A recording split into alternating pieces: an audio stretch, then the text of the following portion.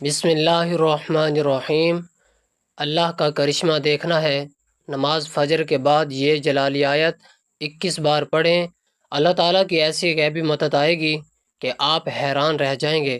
ناظرین محترم، فجر کا وقت وہ مقدس گھڑی ہے جب دنیا خاموش ہوتی ہے، دلوں پر سکون چھایا ہوتا ہے، رب ذوالجلال کی رحمت زمین پر نازل ہو رہی ہوتی ہے۔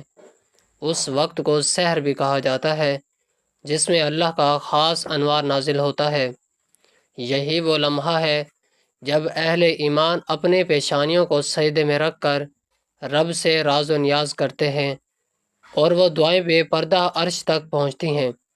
قرآن مجید میں اللہ تعالیٰ فرماتا ہے والفجر ولیال عشر، سورۃ الفجر آیت نمبر 1۔ قسم ہے فجر کی اور 10 راتوں کی۔ یہ اللہ تعالیٰ کی طرف سے فجر کے وقت کی عظمت اور اہمیت کی قسم ہے۔ نور الہی دراصل اللہ کی طرف سے دلوں پر نازل ہونے والی روشنی ہے جو انسان کی زندگی بدل دیتی ہے۔ جب کوئی بندہ فجر کے وقت وضو کر کے نماز ادا کر کے قرآن کی تلاوت کرتا ہے، کہ اللہ کا ذکر کرتا ہے، تو وہ اس کے دل پر اللہ کا نور نازل ہوتا ہے۔ یہی نور اسے گناہوں سے بچاتا ہے، دل کو سکون دیتا ہے اور راستہ دکھاتا ہے۔ حضور نبی کریم صلی اللہ علیہ وسلم نے فرمایا، تمہارے لیے صبح کے وقت برکت دی گئی ہے۔ یہ حدیث ہمیں اس وقت کی روحانی اور دنیاوی برکتوں کی خبر دیتی ہے۔ فجر کے وقت عبادت نہ صرف آخرت میں نجات کا ذریعہ بنتی ہے، بلکہ دنیا میں بھی کامیابی، رزق میں وسعت، بیماریوں سے حفاظت اور سکون قلب جیسی بے شمار برکتیں لاتی ہے۔ تو ناظرین محترم، ہمارا آج کا وظیفہ بھی نماز فجر کے بعد ایک جلالی آیت 21 بار پڑھنے سے اللہ تعالیٰ کا جلالی کرشمہ دیکھیں گے۔ حالانکہ ایسی غیبی مدد آئے گی کہ آپ حیران رہ جائیں گے۔ آپ کے عزیز رشتہ دار، دوست ہیں بھی آپ کی ترقی اور عروج کامیابی دیکھ کر حیران پریشان ہو جائیں گے۔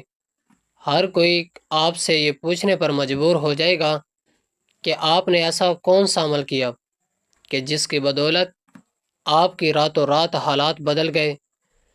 ناظرین، نماز فجر کی بہت ہی اہمیت اور فضیلت قرآن و حدیث میں بیان ہے، کیونکہ وہ وقت ہوتا ہے جب انسان گرم بستر پر نیند کی وادیوں میں خوابوں کے مزے لے رہا ہوتا ہے، اور جب وہ نماز کے وقت اٹھتا ہے تو شیطان کو شکست دیتا ہے، تو اللہ تعالیٰ کی ذات اس پر رحمتیں، برکتیں اور فضیلتیں نازل فرماتی ہے۔ اس وقت کی خاص بات یہ بھی ہے کہ اللہ تعالیٰ اپنی رحمت کے ساتھ سب سے قریب ہوتا ہے۔ حدیث قدسی میں آتا ہے کہ میرا بندہ جب سحر کے وقت مجھے یاد کرتا ہے تو میں اس کے قریب ہو جاتا ہوں۔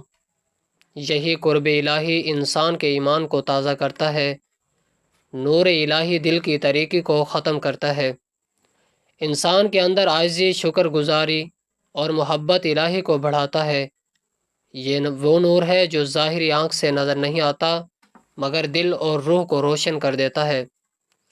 فجر کے وقت اٹھنا بظاہر مشکل لگتا ہے، مگر اس کو معمول بنا لے، اس کی زندگی میں ایسی روحانی تبدیلی آتی ہے کہ وہ دنیا کی تنگی میں بھی اللہ تعالیٰ کے نور سے روشن رہتا ہے۔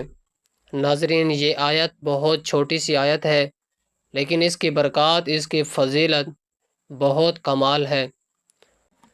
اس کا کوئی ایسا کام جو حل ہوتا ہوا نظر نہ آ رہا ہو، رزق کی پریشانی ہو، رشتے کی بندشیں ہوں، گھریلو لڑائی جھگڑے ہوں، میاں بیوی میں نا اتفاقی ہو، دنیا کا کوئی بھی مسئلہ ہو، صرف 21 بار نماز فجر کے بعد یہ آیت پڑھ لیں، انشاءاللہ آپ کے تمام رکے ہوئے کام حل ہو جائیں گے۔ دوستوں، آج ہم طرح طرح کی پریشانیوں میں گرفتار ہیں۔ نجی پریشانی، گھریلو پریشانی، سماجی پریشانی، معاشی پریشانی، قدرتی پریشانی، اس قسم کی سینکڑوں دنیاوی پریشانیوں کا شکار نے جیسے لگتا ہے زندگی پریشانیوں کا مجموعہ ہے، اور ہم اللہ تعالیٰ کی طرف سے خاص مہربانی اور نصرت و امداد سے محروم ہو گئے ہیں۔ دعائیں کرتے ہیں مگر قبول نہیں ہوتی، امداد طلب کرتے ہیں مگر امداد نہیں آتی، آواز لگاتے ہیں مگر کہیں سے کوئی جواب نہیں ملتا۔ آخر اس کی کیا وجوہات ہیں اور کن اسباب کی وجہ سے ہمارا یہ برا حال ہے؟ اسلام ہی وہ دین ہے جس میں ساری پریشانیوں، مشکلوں اور بیماریوں، مصیبتوں، دکھوں کا حل موجود ہے۔ اسلام کے سائے تلے زندگی گزارنے سے غربت دور ہو سکتی ہے، بیماری کا علاج ہو سکتا ہے، پریشانی کا حل ہو سکتا ہے، غموں کا اختتام ہو سکتا ہے، دعائیں قبول ہو سکتی ہیں، مراد پوری ہو سکتی ہے، قسمت سنور سکتی ہے، بگڑی بن سکتی ہے۔ ہماری پریشانیاں بتاتی ہیں کہ ہم نے اسلام کی سائیت والی زندگی گزارنا چھوڑ دیا ہے، ورنہ یہ دن نہ دیکھنے پڑتے۔ ایک مومن کا اس بات پر ایمان ہونا چاہیے کہ ہمارا اصل مددگار صرف اور صرف اللہ شریک ہے، اس کے علاوہ کوئی مددگار نہیں، جیسا کہ خود کلام رب اس کی گواہی دیتا ہے۔ وَمَن نَّصْرُ إِلَّا مِنْ عِندِ اللَّهِ الْعَزِيزِ الْحَكِيمِ۔ ترجمہ: اور مدد تو صرف اللہ ہی کی طرف سے ہے جو سب پر غالب، بڑی حکمت والا ہے۔ اسی طرح دوسری جگہ فرمان الہی ہے: بَلِ اللَّهُ مَوْلَاكُمْ وَهُوَ خَيْرُ النَّاصِرِينَ۔ ترجمہ: بلکہ اللہ تبارک و تعالیٰ تمہارا کارساز مددگار ہے اور وہ سب سے بہتر مدد کرنے والا ہے۔ جس کا مددگار اللہ ہو اسے دنیا کی کوئی بھی چیز نقصان نہیں پہنچا سکتی۔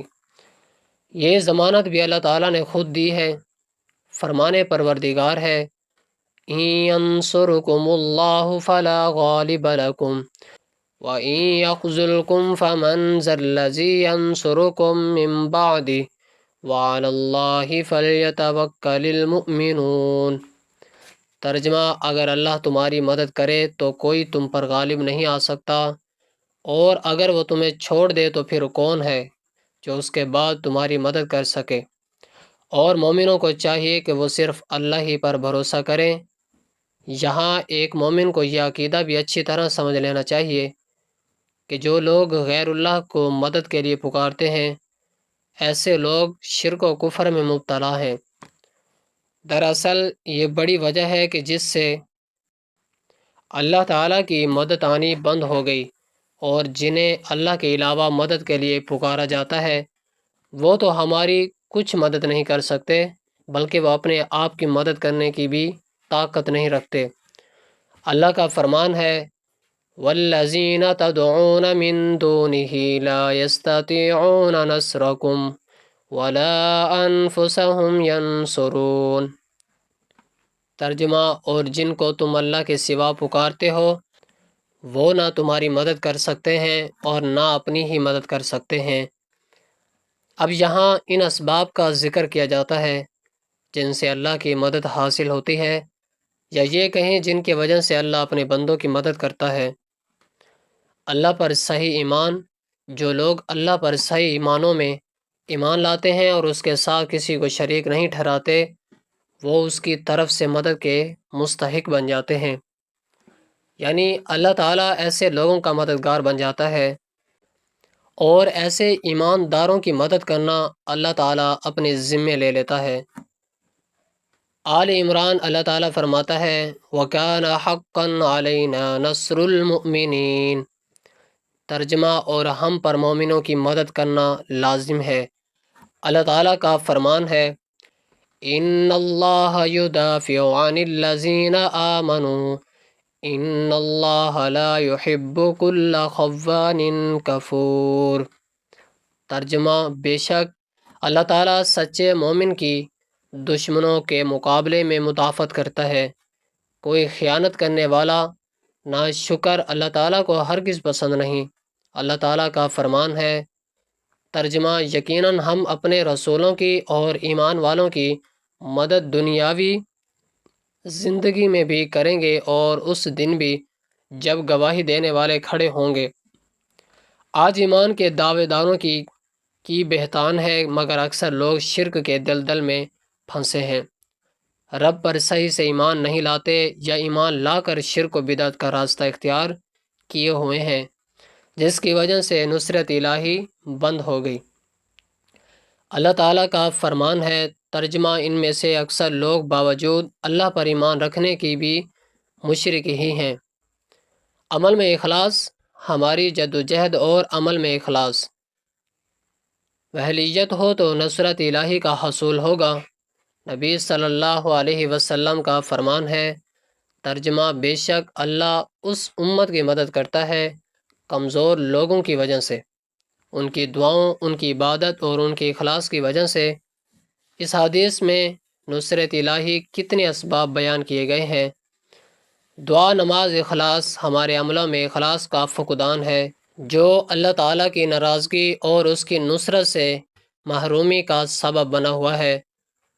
اولا عملوں میں کوتاہی، اس پر مستزاد اخلاص کی کمی یا فقدان، شہرت، ریا، دنیا طلبی سے ہمارے عملوں کو عکارت کر دیا اور ساتھ ساتھ نصر الہی سے محروم بھی ہو گئے۔ دعا مومن کا ہتھیار ہے جو ہمیشہ اپنے ساتھ رکھتا ہے، سفر میں ہو یا حضر میں، حالت جنگ میں ہو یا حالت امن، مصائب و مشکلات ہو یا خوشحالی، ہر موقع پر مومن دعا کے ذریعے رب کے رضامندی اور مدد طلب کرتا ہے۔ سیرت النبی صلی اللہ علیہ وسلم سے اس کی ایک مثال دیکھیں۔ بدر کا میدان ہے، ایک طرف نہتے 313 مسلمان، دوسری طرف ہتھیاروں سے لیس 1000 کا لشکر کفر۔ آپ صلی اللہ علیہ وسلم نے بڑی جماعت کے مقابلے میں اپنی چھوٹی جماعت کو دیکھا تو اللہ تعالیٰ سے نصرت کی دعا کی۔ مسلم شریف کے الفاظ ہیں، ترجمہ اے اللہ، مسلمانوں کی یہ جماعت اگر ہلاک ہو گئی تو روئے زمین پر کوئی تیری عبادت کرنے والا نہ ہوگا۔ رب نے دعا قبول کر لی اور قرآن کی آیت نازل کر کے نصرت کی بشارت سنائی۔ ترجمہ اس وقت کو یاد کرو جب کہ تم اپنے رب سے فریاد کر رہے تھے، پھر اللہ تعالیٰ نے تمہاری سن لی کہ میں تم کو 1000 فرشتوں سے مدد دوں گا جو لگاتار چلے آئیں گے۔ آج ہماری دعاؤں کی قدم قبولیت میں 3 عوامل کا زیادہ دخل ہے، اخلاص کا فقدان ہے، بد عملی اور حرام معاشیت۔ ان 3 منفی عوامل کو دور کر دیا جائے تو دعائیں بلا شبہ قبول ہوں گی۔ مسلمان کا ایک طبقہ غیر اللہ سے امداد طلب کرتا ہے جو سراسر شرک ہے۔ اس حال میں مرنا موجب جہنم ہے۔ دعا عبادت ہے اور عبادت صرف اللہ کے لیے ہے۔ آج مسلمانوں کے ایک مخصوص طبقہ نے، جن کی اکثریت ہے مشرکوں کی طرح، غیر اللہ کی پکار لگا کے دنیا سے امن و امان اور نصرت الہی کو روک رکھا ہے۔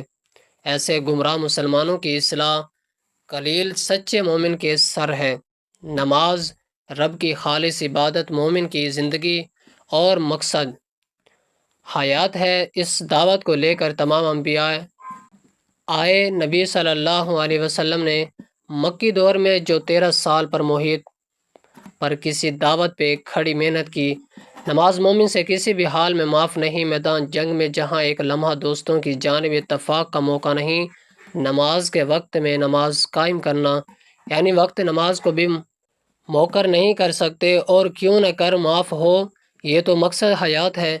نبی صلی اللہ علیہ وسلم فرائض کے علاوہ سنن کی ادائیگی اس قدر کرتے کہ پاؤں میں ورم آ جاتا۔ آپ صلی اللہ علیہ وسلم پر پریشان کن معاملہ میں نماز کا سہارا لیتے۔ اس لیے ہم دیکھتے ہیں کہ مصائب کے موقع پر نماز کا حکم ہے، بارش کی نماز، سورج اور چاند گرہن کی نماز اور زلزلے کی نماز وغیرہ۔ لہٰذا ہم نماز کے ذریعے رب سے استغاثہ کریں۔ اللہ کا حکم ہے، وَاسْتَعِينُوا بِالصَّبْرِ وَالصَّلَاةِ وَإِنَّهَا لَكَبِيرَةٌ إِلَّا عَلَى الْخَاشِعِينَ۔ ترجمہ اور صبر اور نماز کے ساتھ مدد طلب کرو، یہ چیز شاک ہے مگر ڈرنے والوں پر۔ صبر، مصائب پر صبر کرنے سے بھی اللہ کی مدد آتی ہے۔ 5 ہے، جو مومن صبر کے ساتھ رب ہی کو پکارتا ہے اور اسی سے امداد طلب کرتا ہے، اسے اللہ تعالیٰ ہر بلا سے نجات دیتا ہے، بلکہ ایسے لوگوں کے ساتھ ہمیشہ لگاتار رہتا ہے۔ یا ایہا الذین آمنوا استعینوا بالصبر والصلاة ان اللہ مع الصابرین۔ ترجمہ: اے ایمان والوں، صبر اور نماز سے مدد حاصل کرو، بے شک اللہ صبر کرنے والوں کے ساتھ ہے۔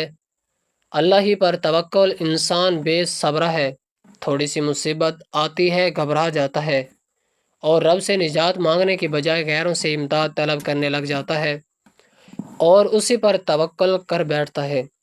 اگر کوئی مصیبت غیر اللہ کے در پر جانے سے ٹھیک ہو جائے تو امداد میں مزید پختگی آ جاتی ہے اور دوسروں کو بھی غیر اللہ کے در پر جانے کی دعوت دیتا ہے۔ یہاں ہمیں یہ جان لینا چاہیے کہ جو بھی جس دربار پہ بھی جائے اور جس سے بھی مانگے، دینے والا صرف اللہ ہے۔ آپ قبر پہ سوال کر کے یہ نہ سمجھیں ہمیں قبر والے نے دیا ہے، دیتا تو اللہ ہی ہے، چاہے آپ جائز طریقے سے مانگیں یا ناجائز طریقے سے۔ فرق صرف اتنا ہے کہ جائز طریقے سے مانگنے سے اللہ بخوشی دیتا ہے اور ناجائز طریقے سے مانگنے سے کبھی کبھی اللہ دے تو دیتا ہے، بدلے میں اس کا ایمان چھین لیتا ہے۔ کہ آپ نہیں دیکھتے کہ جو لوگ پتھروں سے مانگتے ہیں، موتی بنا کر اس سے مانگتے ہیں، ان کی بھی عقیدت یہی ہوتی ہے کہ ہمیں مورتیوں نے دیا ہے۔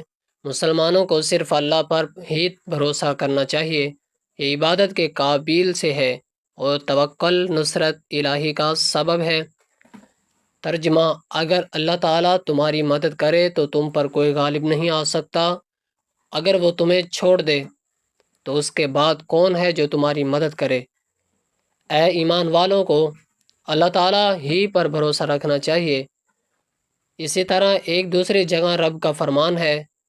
ترجمہ: پھر جب آپ کا پختہ ارادہ ہو جائے تو اللہ تعالیٰ پر بھروسہ کریں، بے شک اللہ تعالیٰ توکل کرنے والوں سے محبت کرتا ہے۔ یہ چند مثبت عوامل تھے جن سے انفرادی اور اجتماعی دونوں طرح کی زندگی میں اللہ تعالیٰ کی نصرت تائید ہوتی ہے۔ نیز منفی عوامل سے گریز کرنا پڑے گا جن کا احاطہ اس چھوٹے سے مضمون میں مشکل ہے۔ بطور خلاصہ یہ کہہ سکتا ہوں کہ ہم شرک، بدعت، اعمال قبیحہ، فتنہ و فساد، ظلم و فساد، کفر و نفاق اور ناپاک اور حرام خوری، رشوت، سود، غبن، چوری، حرام پیشہ وغیرہ سے بچیں اور اسلام کے سایہ تلے زندگی بسر کریں، یعنی دین کو پوری طرح قائم کریں۔ اللہ کا وعدہ ہے وہ ضرور ہماری مدد کرے گا۔ اے ایمان والوں، اگر تم اللہ تعالیٰ کے دین کی مدد کرو گے تو وہ تمہاری مدد کرے گا اور تمہیں ثابت قدم رکھے گا۔ محترم ناظرین، ہم میں سے اکثر لوگوں کو یہ شکوہ ہمیشہ رہتا ہے، روزی میں برکت نہیں، گھر میں برکت نہیں، جتنا ہی کما لے پتہ ہی نہیں چلتا کہ کہاں گیا۔ ہر وقت کوئی نہ کوئی پریشانی رہتی ہے، کبھی بیماری تو کبھی کوئی اور تنگی۔ اگر ہم اس تمام بے برکتی، تنگ دستی، بے روزگاری اور پریشانیوں کو نماز فجر کے عدم ادائیگی کے پس منظر میں دیکھیں تو معلوم ہوگا یہ سب بے برکتی ادائیگی میں حد درجہ کوتاہی، غفلت، لاپرواہی اور سستی کا شکار ہے۔ رسول اللہ صلی اللہ علیہ وسلم کی اس حوالے سے متعدد احادیث موجود ہیں جن میں رزق کی تقسیم و فراوانی اور برکت کو نماز فجر کی ادائیگی سے مشروط کیا گیا ہے۔ ایک فرمان نبی صلی اللہ علیہ وسلم کا مفہوم ہے کہ رزق تقسیم کرنے والا فرشتہ ہر صبح فجر کے وقت بندوں کا رزق لے کر زمین پر اترتا ہے، لہٰذا جو دروازہ فجر کے وقت کھلا ہوتا ہے فرشتہ اس کا رزق دروازے پر رکھ کر چلا جاتا ہے، اور جو دروازہ فجر کے وقت بند ہوتا ہے فرشتہ اس کا رزق واپس لے کر چلا جاتا ہے۔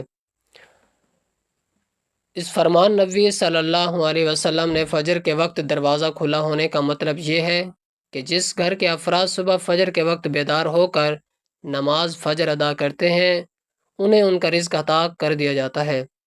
دروازے بند ہونے سے مراد یہ ہے کہ جس گھر کے رہنے والے صبح فجر کے وقت سوتے رہتے ہیں اور نماز فجر کی ادائیگی میں غفلت کوتاہی کے مرتکب ہوتی ہیں انہیں ان کے رزق سے محروم رکھا جاتا ہے۔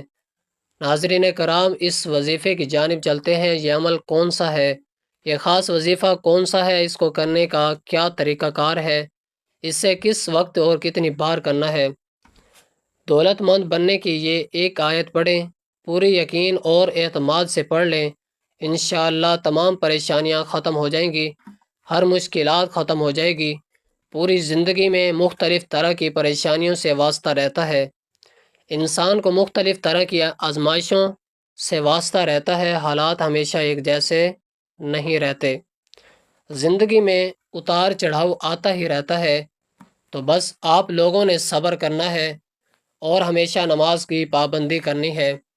قرآن پاک میں بھی کہ اللہ تعالیٰ صبر کرنے والوں کے ساتھ ہے، جتنا آپ صبر کرو گے اللہ تعالیٰ آپ کو اتنا زیادہ عطا اور بہتر اجر عطا کرے گا۔ ہر مشکل کے ساتھ آسانی بھی چھپی ہوتی ہے۔ کئی لوگ ایسے ہیں جن کو دنیا میں ہر طرح کے ٹھوکریں لگتی ہیں، ان کو غربت کا بھی سامنا کرنا پڑتا ہے، مشکلات بھی آتی ہیں، یہاں تک کہ کچھ تو بھکاری اور فقیر بھی بن جاتے ہیں۔ لیکن پھر جب اللہ پاک ان پر اپنا فضل و کرم نازل کرتا ہے تو وہ صرف اور صرف اللہ تعالیٰ سے مانگتے ہیں تو اللہ پاک ان کو عطا فرماتا ہے کہ ان کے پاس کسی بھی چیز کی کمی نہیں رہتی۔ میرا اللہ پاک سے دعا ہے کہ اے میرے پاک اللہ، میرے غفور رحیم، دنیا جہاں کے سارے خزانے آپ ہی کے پاس ہیں، آپ کے خزانوں میں تو کوئی کسی چیز کی کمی نہیں ہے۔ میرے اللہ، جتنے بھی لوگ دنیا میں پریشان حال ہیں، تنگ دست ہیں، طرح طرح کی مشکلات پر مسائل میں گھرے ہوئے ہیں، میرے اللہ ان کی مشکلات کو ختم فرما دے اور ان کو شاد و آباد کر دے، آمین۔ محترم ناظرین کرام، نماز فجر کا خاص عمل میں آپ کو بتانے لگا ہوں۔ یہ قرآن پاک کی چھوٹی سی جلالی آیت ہے، اور فجر کے بعد جب کوئی میرا بھائی یا میری بہن اس آیت کو 21 مرتبہ پڑھ لے گا تو وہ اللہ تعالیٰ کا کرشمہ اپنی آنکھوں سے خود دیکھے گا، اس کو اتنا نوازا جائے گا کہ وہ خود حیران ہو جائے گا۔ یہ وظیفہ ہمیں بڑی محنت سے ملا ہے اور مجھے اپنے اللہ پر پورا یقین ہے کہ آپ کو ہر چیز ملے گی۔ یہ بڑا ہی مجرب عمل ہے اور بڑا ہی خاص عمل ہے۔ اللہ والوں، یہ وظیفہ آپ نے اس طرح کرنا ہے کہ جب آپ فجر کی نماز ادا کر لیں، اس کے بعد اسی جگہ پر بیٹھے رہنا ہے۔ آپ نے بلاآخر 7 مرتبہ درود ابراہیمی پڑھ لینا ہے۔ ایک مرتبہ درود ابراہیمی میرے ساتھ بھی پڑھ لیں تاکہ ثواب ہو۔ اللہم صلی علی محمد وعلی آل محمد کما صلیت علی ابراہیم وعلی آل ابراہیم انک حمید مجید۔ اللہم بارک علی محمد وعلی آل محمد کما بارکت علی ابراہیم وعلی آل ابراہیم انک حمید مجید۔ درود پاک پڑھنے کے بعد آپ 21 مرتبہ یہ آیت پڑھ لیں، اللہم انصر فإنک خیر الناصرین۔ ترجمہ: اے اللہ، ہماری مدد فرما، بے شک تو سب سے بہتر مدد کرنے والا ہے۔